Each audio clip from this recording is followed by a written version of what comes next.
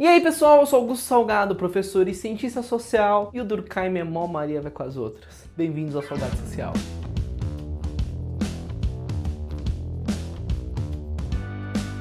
Continuando a série do suicídio, quem não viu os outros vídeos vai lá ver. Estamos iniciando o capítulo 4 do livro 1, A Imitação. E lembrando que quando o Durkheim fala de livro, ele está dividindo essa obra toda em 3 partes que ele próprio chamou de livro. Então não tem outras edições, tá tudo aqui nessa obra compilada, tá? Então relaxa. Inclusive, se você tiver interesse, tem um link meu aqui da Amazon para você comprar esse livro aqui. É até legal para você ler junto com as explicações que eu dou, para você ir criando sua própria interpretação. E você ainda apoia a iniciativa aqui do canal a se sustentar. E aproveitando que já foi aqui embaixo ver o link, já deixa o seu like, se inscreve, ativa o sininho para não perder os próximos livros, olha as outras formas de apoiar o canal. A gente tem o Apoia-se, a gente tem o grupo fechado de estudos, que ainda não tá com vaga aberta, mas daqui a pouquinho vai abrir, quando tiver disponível vai estar aqui embaixo e eu vou avisando nos vídeos também. Bom, vamos lá. Esse é o último capítulo do livro 1 da obra e o Durkheim vai começar da seguinte forma. Antes de pesquisar as causas sociais do suicídio, há um último fator psicológico, cuja influência devemos determinar devido à extrema importância que lhe foi atribuída na gênese dos fatos sociais em geral e do suicídio em particular, é a imitação. E, novamente, a primeira coisa que o Durkheim vai fazer é definir o conceito que ele vai estudar, seguindo a metodologia que ele propôs nas regras do método sociológico. Série completa aqui no card e aqui embaixo na descrição. E nesse sentido, ele vai colocar que a imitação possui 3 interpretações possíveis, ou 3 definições possíveis. A primeira definição seria agir de acordo com a consciência coletiva, ou seja, um mesmo grupo social cria uma série de percepções e padrões de comportamento corriqueiros e que são repetidos pelos membros desse grupo, e por isso acaba agindo igual os outros agem de uma forma habitual. E na verdade não são apenas ações, os próprios sentimentos podem derivar da consciência coletiva. Esse estado de consciência experimentado de forma simultânea por vários indivíduos de um mesmo grupo em um mesmo contexto. Basicamente agir por hábito, por uma série de comportamentos incorporados. A segunda definição é quando, por necessidade, nos adequamos a formas de agir e pensar que ocorrem à nossa volta, como a moda, leis e outras práticas que nós não executamos, mas reconhecemos o valor de praticá-las. E, buscando essa valoração, passamos a tomar as mesmas atitudes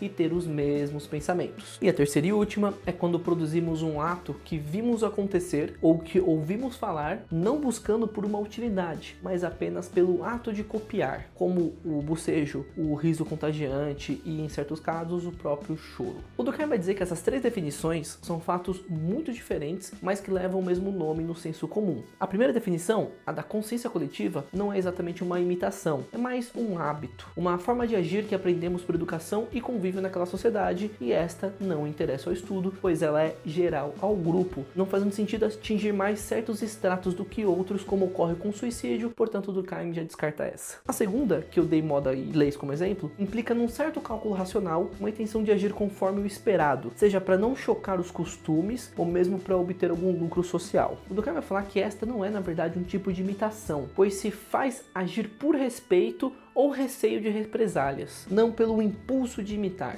Eu não sei se eu concordo, mas ele vai descartar a segunda por isso, porque se não é uma imitação, não é o que estamos analisando. Só, sei lá, eu concordo que não interessa para o que ele está estudando, beleza, mas eu ainda acho que ele está forçando um pouco a barra de falar que não é um tipo de imitação, mas bola pra frente. E por fim a terceira, que é aquela que interessa a Durkheim, que é quando agimos de uma certa forma apenas por estarmos imitando algo que a gente viu ou ouviu falar. Atitude que o Durkheim vai chamar de macaquice mecânica, um contágio de comportamento, a imitação pelo ato de imitar. E é disso que o Durkheim vai estar falando quando ele usar o termo imitação. Uma coisa é sentir em comum, outra coisa, inclinar-se diante da autoridade da opinião, outra coisa, enfim, repetir automaticamente o que os outros fizeram. Da primeira ordem de fatos está ausente toda a reprodução, da segunda ela é apenas a consequência de operações lógicas, de julgamentos e de raciocínios implícitos ou formais, que são o elemento essencial do fenômeno, portanto não pode servir para defini-lo. A reprodução só é plena no terceiro caso, aqui só ela está presente. O ato novo é apenas o eco do ato inicial.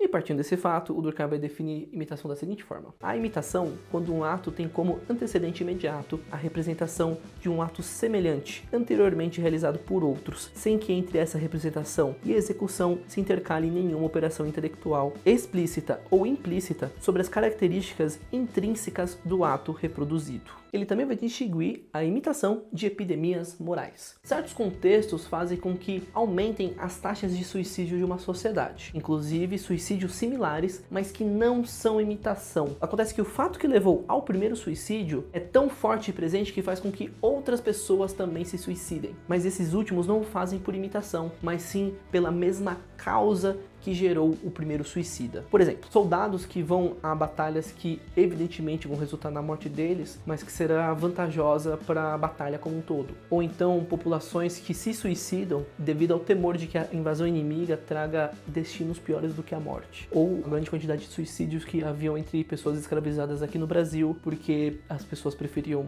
morrer do que serem escravizadas. Todos esses casos seriam uma epidemia de suicídio, que muitas pessoas se suicidam de forma parecida, mas na verdade isso ocorre devido a uma mesma causa. Não é o segundo suicida não se suicidou por uma imitação do primeiro, mas sim pelos mesmos motivos. E acontece que as ferramentas disponíveis para executar tal ato são muito próximas, mas não é uma imitação. E aqui nós temos o primeiro problema de tratar de imitação. Como isolar os casos que são de fato uma macaquice mecânica? O Durkheim vai dizer que seria possível identificar um centro de radiação. Ocorre o primeiro caso, então ocorrem outros casos cada vez mais espaçados, tanto geograficamente quanto temporalmente. E além disso, devia haver um centro de radiação que também deveria ser o centro da vida social, uma metrópole, um centro urbano, porque a atenção dos arredores se voltariam para esse centro e dele emanariam esses modelos a serem mecanicamente seguidos. Existe um critério de noticiabilidade para a imitação do suicídio. E por isso as regiões mais interioranas seriam mais poupadas dessa imitação, porque estariam mais longe do centro urbano. E assim, a gente tá falando de tendência, tá? Não é uma parada determinista. Então, se o critério for imitação, nós deveríamos conseguir observar que ao redor de um grande centro urbano haveriam círculos de suicídio cada vez menos intensos quanto mais distantes estivessem desse centro. Mas não é isso que é observado. Se liga. O Durkheim nos mostra um mapa feito pela equipe dele, coitado dos ICs, com os suicídios da França por distrito entre 1887 e 1891.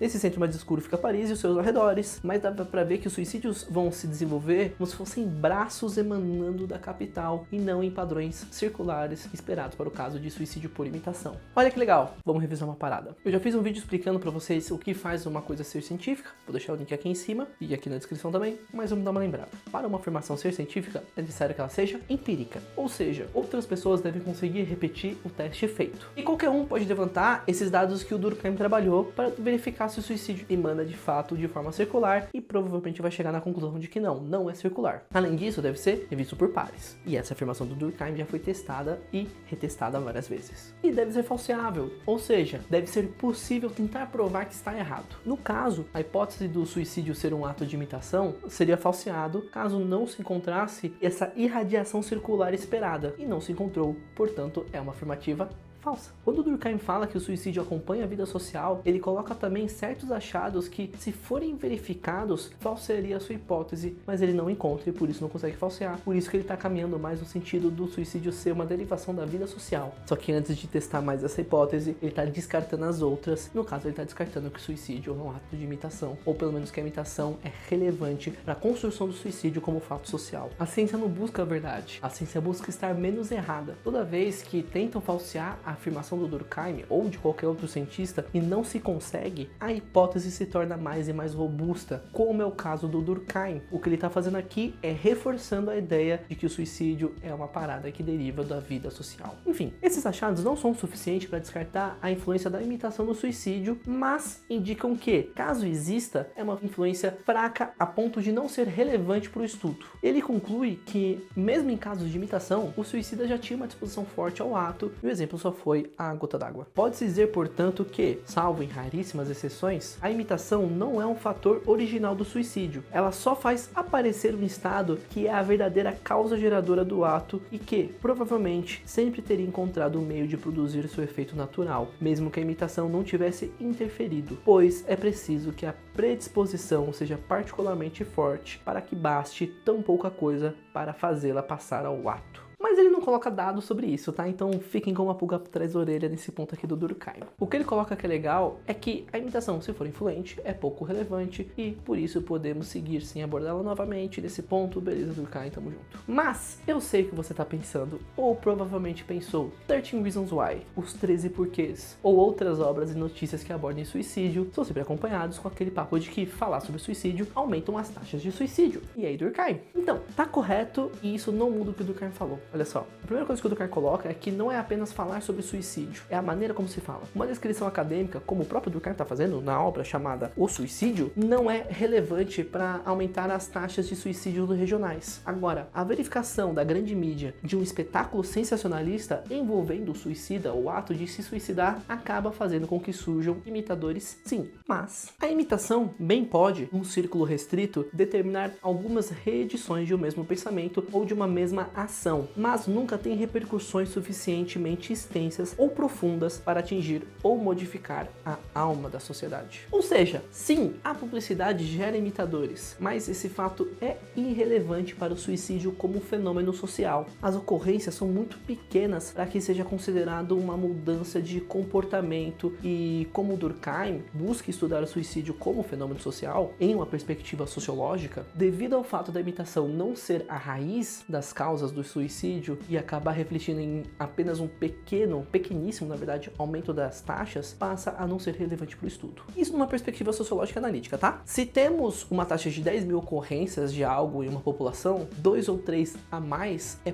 pouca variação. Agora, assumindo um pouquinho de responsabilidade e entendendo que estamos falando de mortes, a publicação de uma notícia aumentar 2 casos de suicídio em 10 mil é muito aumento. São 2 mortes a mais que não necessariamente iriam ocorrer. É muito melhor 2 pessoas não morrer do que a veiculação de um texto ou uma obra irresponsável. 2 ou 1. E na moral, uma que fosse. Uma morte a mais é uma morte demais. Só que o Durkheim vai colocar que a sociologia, como uma ciência, deve ser objetiva e estar acima da moral. E ele está errado em colocar dessa forma. Assim, uma moralidade e objetividade plena é impossível. Mas é assim que ele trata e é assim que ele encerra essa parte da obra. Acabamos livro 1. Ótimo, povo! Foram 10 vídeos de Durkheim. Vamos dar uma pausa e retomar o Capital. Olha só, então descansa guerreiro aqui e vamos para o nosso queridíssimo, vamos voltar ao nosso queridíssimo Capital com o seu Carlos Marcos, com o tio Karl Marx. Lembrando que eu sempre faço uma votação entre Durkheim, Marx e Weber, Durkheim, Marx e Weber, nessa ordem. Voltamos para esse carinha aqui e depois a gente vai voltar ao Economia e Sociedade, que está aqui. E a gente retoma ele também, tá? Então mais uns 10 videozinhos de Marx agora. Não se preocupem que a gente vai voltar ao Durkheim, a gente vai terminar essa obra. Mas se eu ficar só no suicídio, eu vou falar só desse livro pelo ano inteiro. Então eu cansei e não quero cansá-los. Espero que vocês estejam gostando. Eu sinto que a qualidade da série vem melhorando muito conforme o canal cresce, conforme eu aprendo a fazer outras coisas, conforme meu queridíssimo editor tá aqui também. Deixa o seu like, se inscrevam, ativam o sininho para não perder os próximos vídeos. Eu recomendo o canal para um coleguinha que gosta de sociologia, ou de ciências sociais, ou de ciências, ou de gatos. Inclusive os gatinhos estão dormindo, que tá muito frio hoje, eles não apareceram. Mas tem um gatão aqui, não se preocupa. Comentem aqui embaixo o que vocês estão achando da série. Eu super levo em consideração e ajuda muito para continuidade e melhoria do meu trabalho. Críticas, dúvidas, sugestões, deixa aqui embaixo. Eu super leio mesmo. E povo, muito obrigado.